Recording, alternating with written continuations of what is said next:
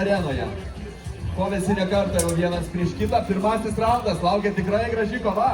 Publika, jūs pasiruošę?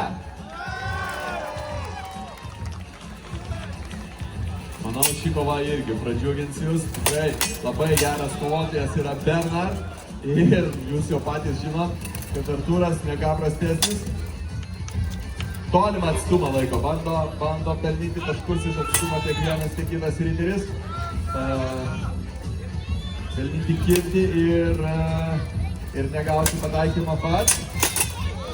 Labai greiti smūgiai matote. Tačiau labai gerai laiko ir atstumą. Paskutinis smūgiai išsisuka Bernardas. Kol kas, sakyčiau, labai apylygis rezultatas.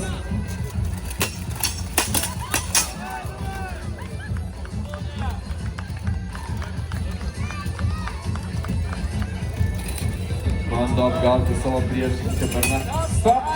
Laikas! Antrasis raundas. Gal šiek tiek palaikymo publika, gal jam padės?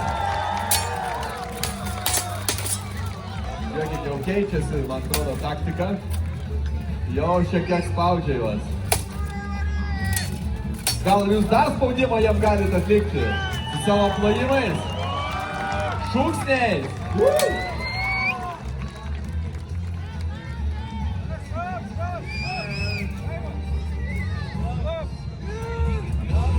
Stop! Stabdome laiką. Taip, nukirto pirštą. Kaip jūs išsirinkot, kas jūsų favoritas? Artūras? Bet ir Bernardas nerealiai gerai kaunasi, ar ne?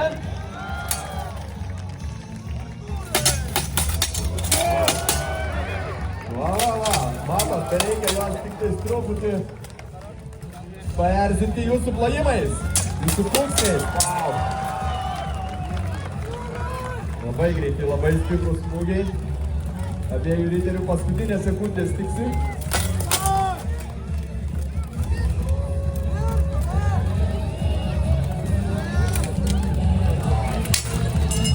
Stop. Laikas. Geras ir ponai. Laimi riteris Artūras.